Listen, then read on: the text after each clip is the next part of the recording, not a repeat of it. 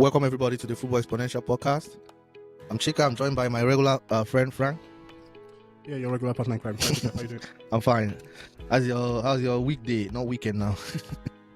I think it's flown by. Actually, when you have football, I'm surprised this week has gone by quickly. So, but it's been good. There's been a lot of football. Some good results, some not so good results. But we're here to talk about some of them today. Okay, let's go with the first one, and I'll hit you very, very hard with the first one. Chelsea's Tosin. I think he had a very bad game against the Leeds United. He was at fault for the last goal against Leeds, and then I wanted to ask you, do you think he's good enough to be a backup striker for a title-winning Premier League side? If you're watching us, please smash the like button, subscribe, drop your comments, and then if you want us to cover any topic, let us know. Let's go back. Do you think he's good enough to be a backup, not even starting a backup defender for a title-winning side for Tosin?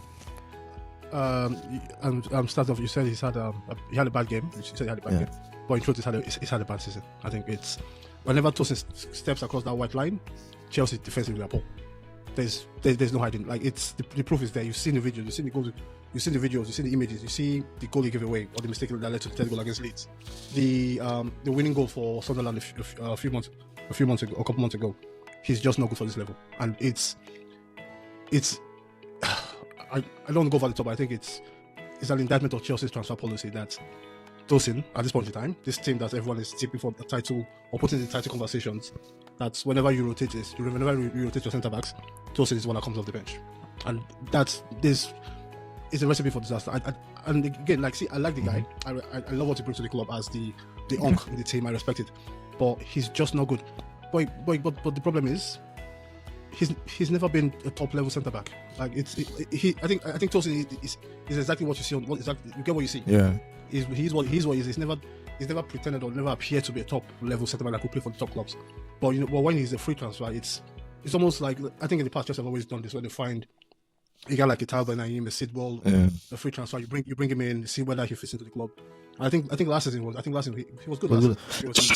There were big games. There were some games that stepped up last season, particularly Everton away, the last game of the season that secured Champions League qualification. But I think this season he's falling off a cliff.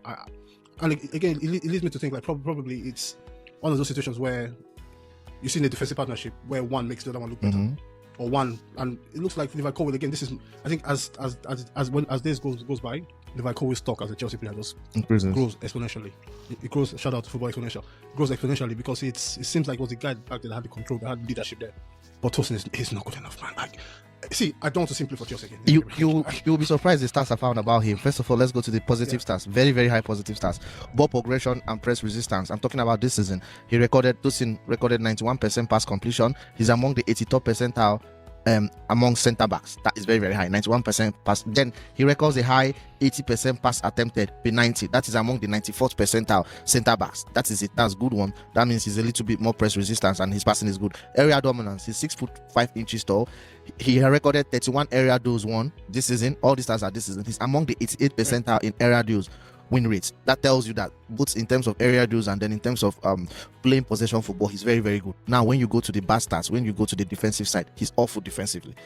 He's awful. This season he has attempted 0.79 interceptions per 90. That is 16th percentile.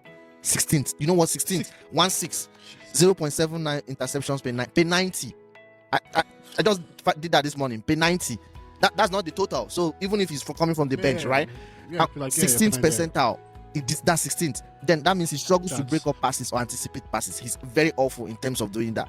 When it comes to block, it's 0.70 blocks per 90. He's among the 4th percentile, 4 among centre backs.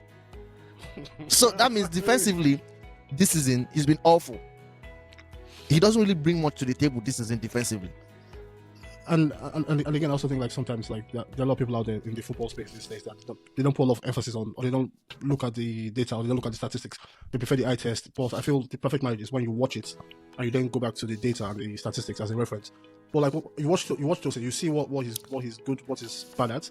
But when you read it, like the stats you find out, it's even worse than what you see on the pitch. It's actually worse. Like and again, like because you see the Premier League table is like, if you look at, okay, now you have in the Premier League out of 20 teams, there are 2 teams that are.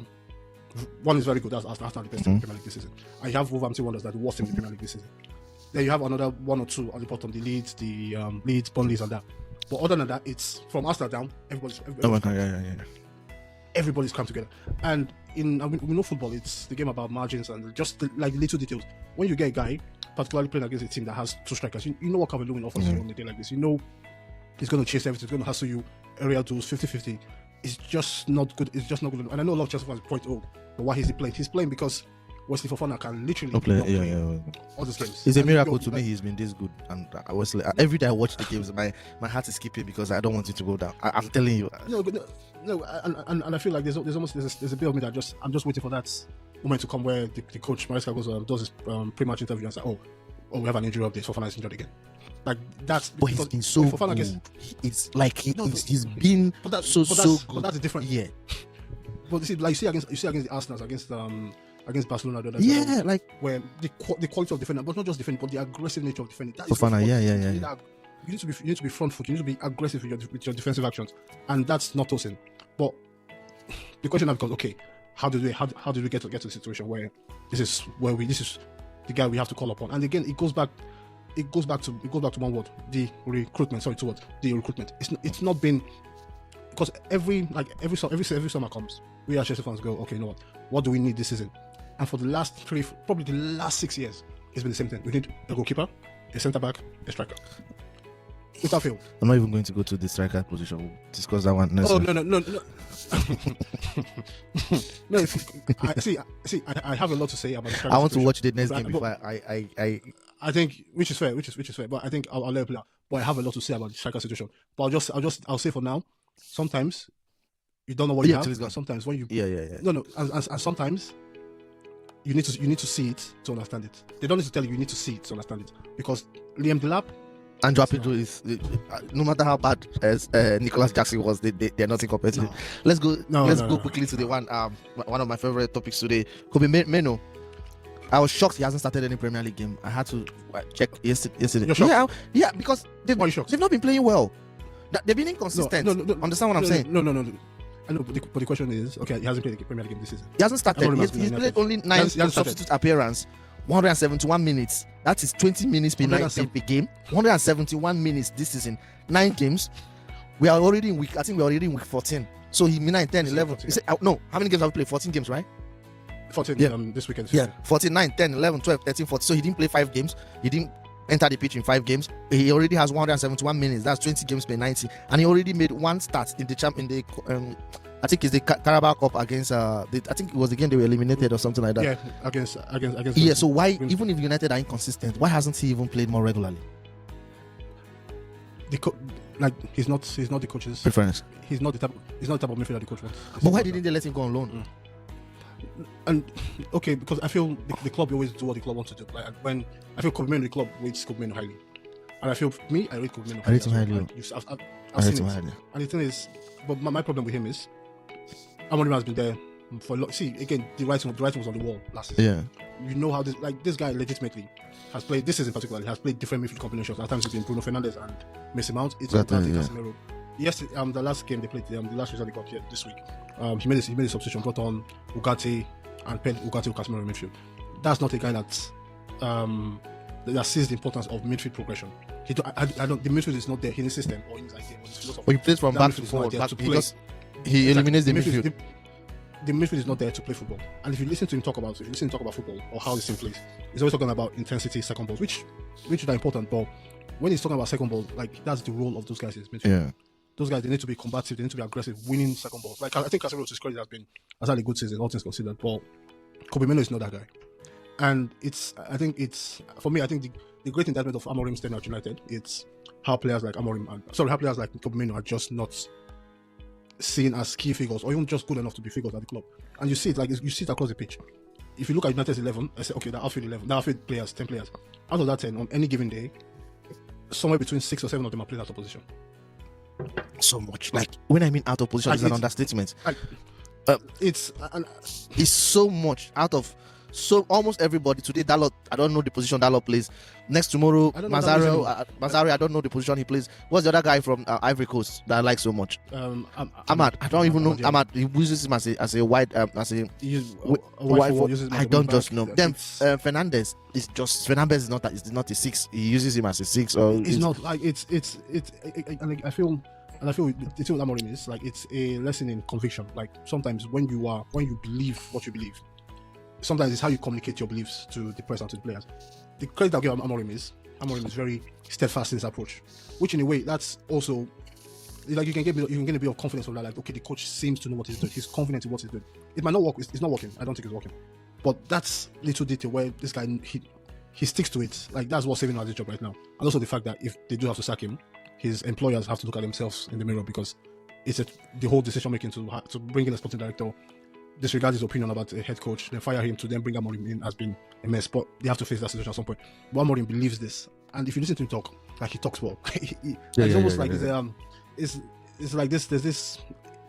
There was this video about this presenter UK talking about Roberto Martinez all this a few years ago where Wigan or Everton they play badly for 90 minutes. Then he comes out, he talks, and you're like, maybe it's not that bad. Maybe okay, they didn't win today. Maybe like it's almost like it does a magic trick on you and just forget how bad it is. Like, go to the next game, and you then go into the next game with confidence that it will be better the next game. And it just keeps going on and on and on, and nothing changes. And again with Kobi Menno, I feel I love this set of English midfielders: the Kobi Mennos, Adam Watson, Elliot Andersons.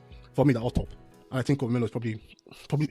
I think it's 50-50 between him and Adam Watson. But his career stayed off. Back in Euro, he was a revelation. He had a breakout season in 2020. And then he went to the Euro. This guy started in the final in that Euro, and then he started in the final, and he had a man of the match performance that same season in the FA Cup final against Man City. He scored in that game. Wait, did he score? I think he did. No, he scored in that game. Garnacho scored. I think he scored also. Yeah. There are two games he scored. I think there was a big game he scored in, whether it's Man City or Liverpool. I remember watching it. He had 3 goals, 1 assist in 24 games that season in Premier League. Then across all competitions, he had 32 games that season, 2023-2024, 5 goals and 1 assist. And it's not just the stats. The way he played with so much maturity.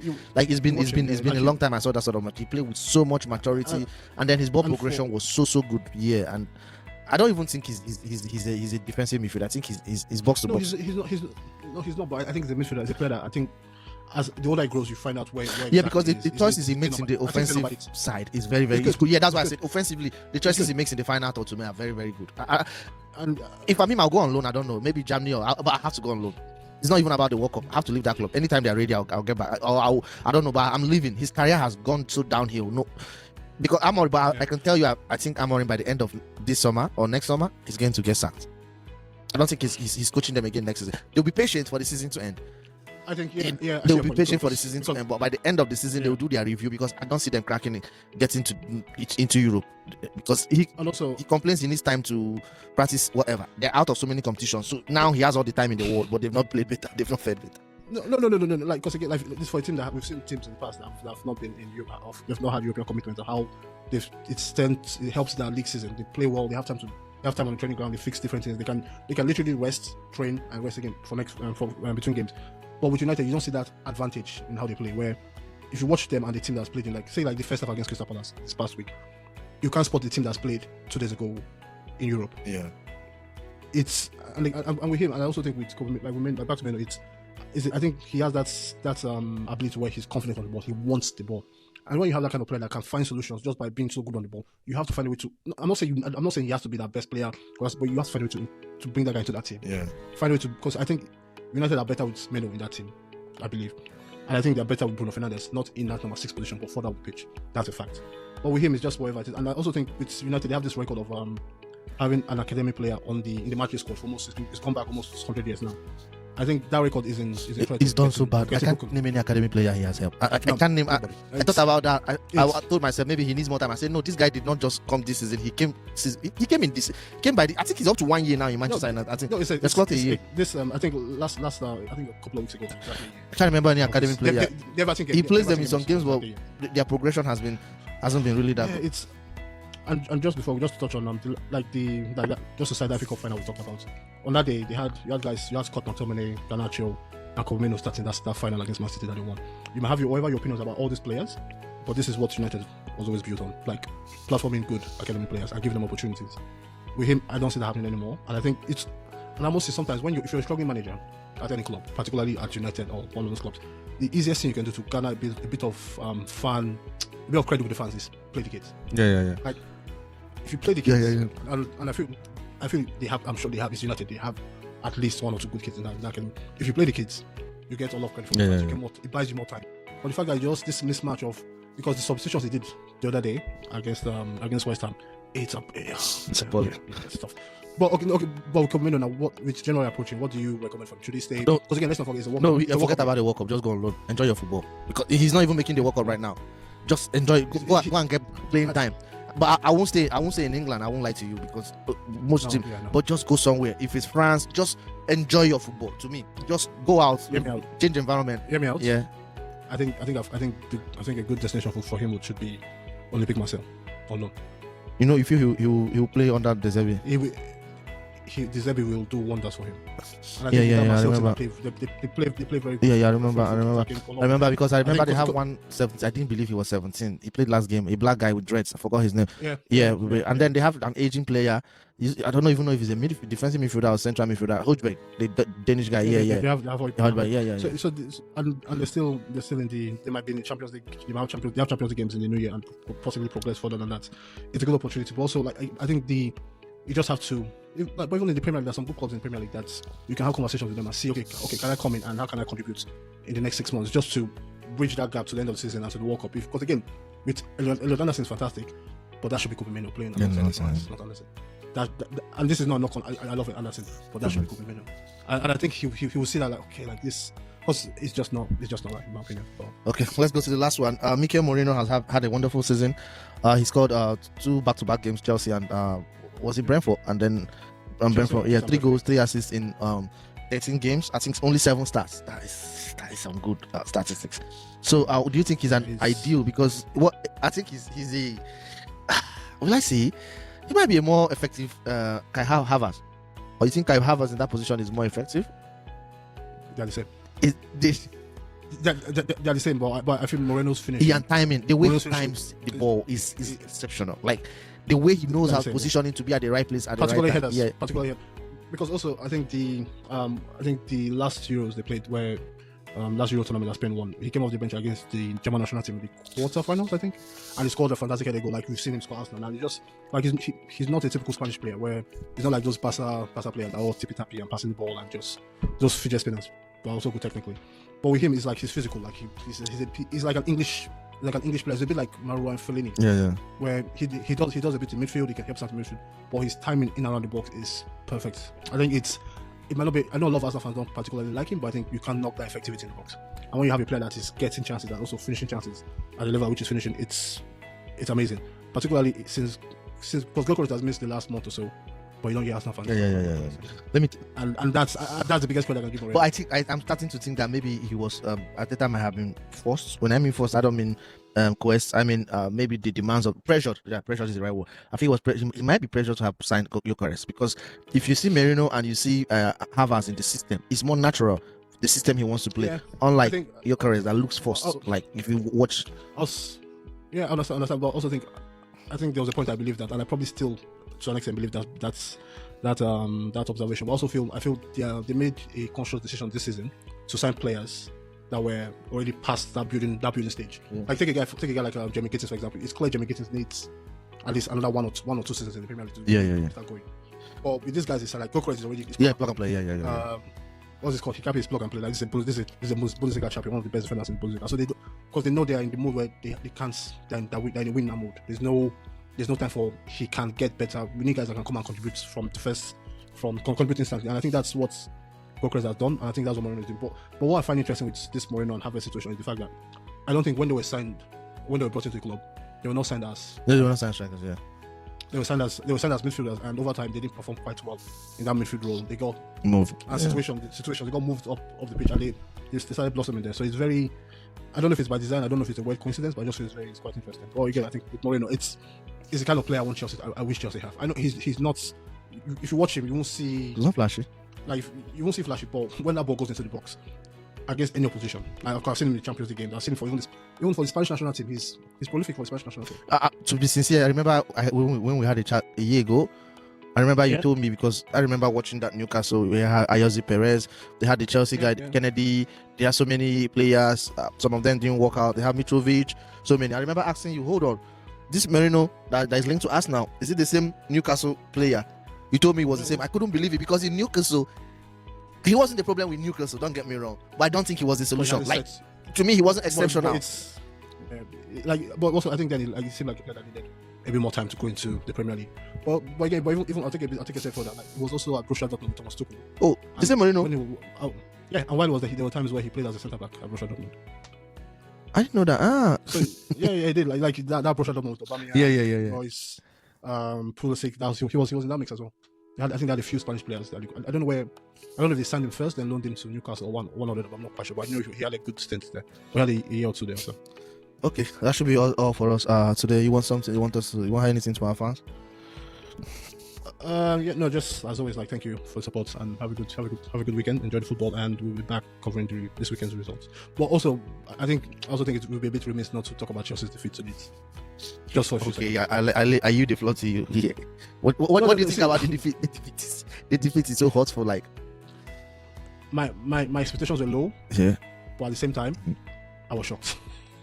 Because again, I think right now this is the most Chelsea thing right now, where you play well against Barcelona, you play amazingly against Barcelona, you play with you're brave against Arsenal with 10 men, playing with 10 men for over 60 minutes, fantastic performance by all accounts.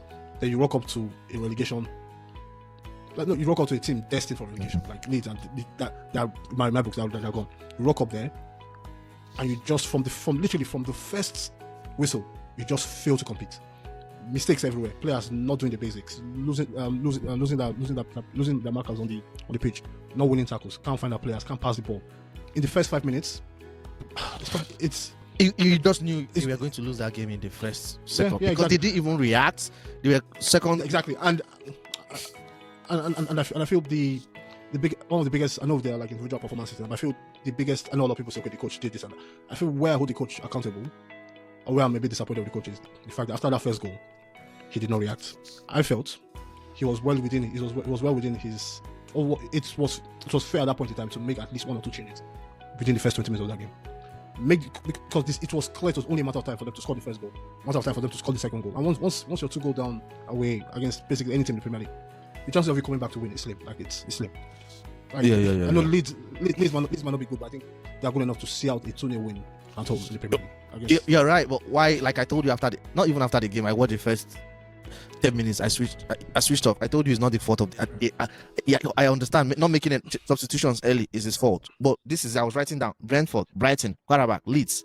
These are the defeats or the games Chelsea have dropped points, apart from Arsenal. There are so many of them. Why do Chelsea always drop points when he rotates?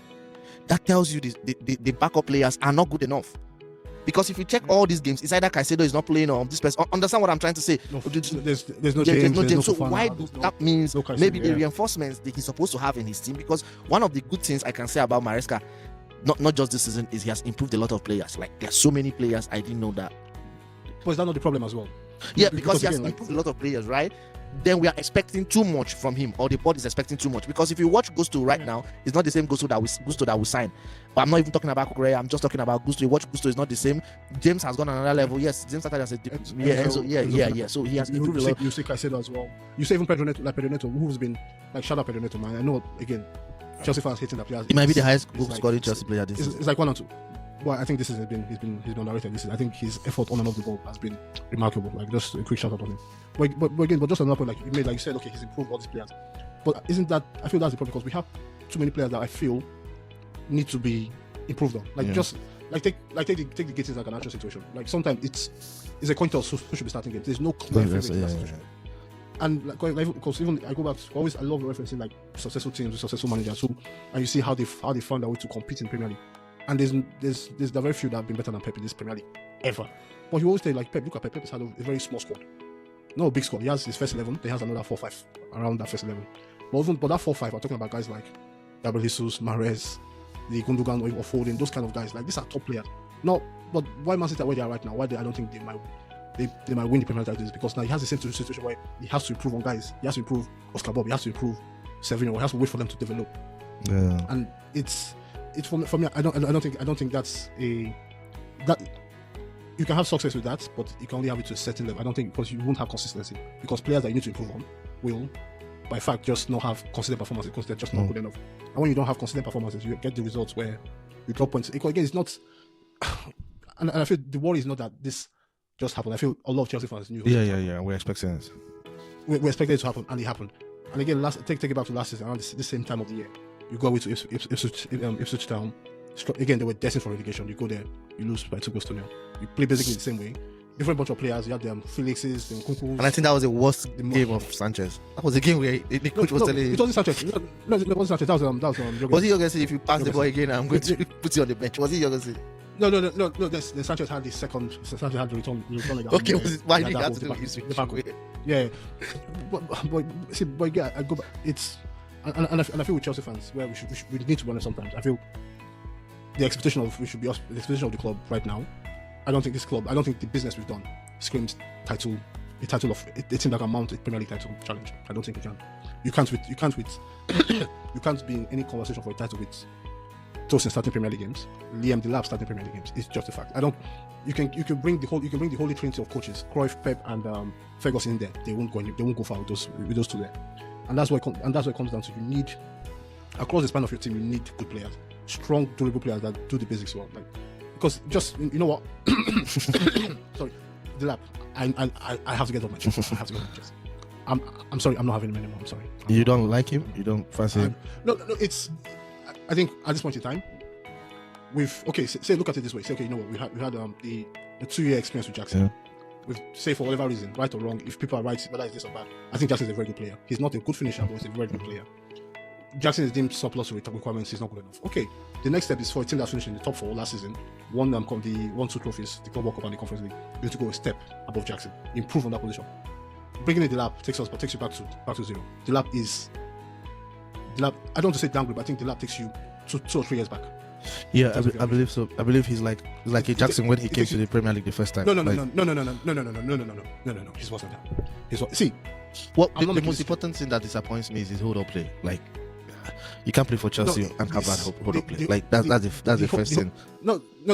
See, there are 3 things that disappoint me, and I think there are 3 things that make a good striker in a team like Chelsea. Not just, I know the goals matter, but just not necessarily the goal, because I believe that I feel finishing is one of the most overrated skills in football. Like, you can score 40 goals, but that doesn't make you a good player. You know what I mean? Like, you see, like I think like Icardi is the best example of that, where Icardi Inter Milan captain scored all those goals, but they didn't. But when they shift Icardi out, bring in Lukaku and Lautaro, they didn't score as much goals as Icardi ever did, but they were better team because those guys did better for the team. If you can't hold up the ball, if you're not working hard off the ball and you're pressing, he can't press. Like, he literally can't press. I didn't notice that. No, just no. Like, because even like look back at the Arsenal game and the Arsenal goal we conceded. It comes down from him being slow to react to the situation and the play out. He can't press. He's slow. He's slow. Like, it's again. See, I understand when you sign a striker from Ipswich Town, having played only 1 season in the Premier League. I would expect a bit of developmental issues in this game. I expected. I was not under any illusions that I was going to come in and be the shot. But right now, even with his decision making on the ball, we saw it even against Burnley, where the decision making not to find his teammates in better positions, it's just not the sign of a good player, or the sign of a player that's still working on himself and working to meet up to the level of the team is at right now. And again, it's not good enough. Like, I know he had a long-term injury. He's been out, so I think he's still catching up to his teammates. But whenever I watch him play, he doesn't look like the same player that scored those goals last season. I'm just. I think it's because of moving from, we underrate or underestimate how moving from Ipswich to how big it is. But I will still. I don't think the jury is not out on him as regards me. I'll give him more time, but he can't be starting for Chelsea. I don't know what Maresca is going to do. Yeah. See again. Right, you know what? See, I think the solution is simple. Generally, call Strasbourg. I say call Strasbourg. Tell Strasbourg, because that's the same thing. If you let me call your guys at Strasbourg. No. See, call your guys at Strasbourg. Tell them, you know what? You know he was suspended for last game. he was suspended, and at first when he was suspended, I'm like, what was he done? Like, you get there because again you have this idea of this. Yeah. Has it been, His PRO, whoever he's not been managed well. He's been attacked. I get it, but he's not doing himself favors also at the same time. Yeah, it's not, and I feel like because again he's still club captain at Strasbourg, and I feel that relationship and the club is already is at the. I don't think the only way he can mend is when they win the maybe Euro Conference League and he scores in the final. No, because he got suspended for that game this week, and he got suspended because of some of his remarks he made about Strasbourg as a club, and not just about he made some insensitive comments about Strasbourg as a location, where he basically said he thought Strasbourg was in Germany, not in France. And if you know the history about all the way back to that's like you just can't say that. It's one of those things that it's so like it's so basic. You can't say that. I get it. Like it shows his age at the same time, where like it's talking about how many games have we lost this season? Okay, we lost this one, I didn't play. We lost that game, I didn't play. Maybe if I play those games. I didn't watch the interview. I'm going. No. It's not. I think it was really. It's just not. It's not a good look on him, and I feel over there like he needs that marriage. Like he's already a Chelsea player from the summer. I think you expect that move, bring him in January, because we still there's still a lot of football to play. Yeah. We have a lot of games to play. I think we need better options up front. Centre back, we need another centre back. Like simple. I don't care. I don't care if you have to sell Garnacho or Gittins to finance it, or sell what you have to sell the women's team themselves again, or sell the training ground, or whatever. We need a centre back in January. Like I can't keep watching Tosin play, and I like Tosin. You know what? I think Nigerian national team needs to call No, not from what I've seen. No. Well, I think that team needs another leader in the team since the captain just retired. Oh, he's retired finally. And he's retired. Shout out to him. Fantastic international career. Fantastic captain and leader of the national team. Thank you. But I think they need a replacement. Tosin, get ready to serve your country.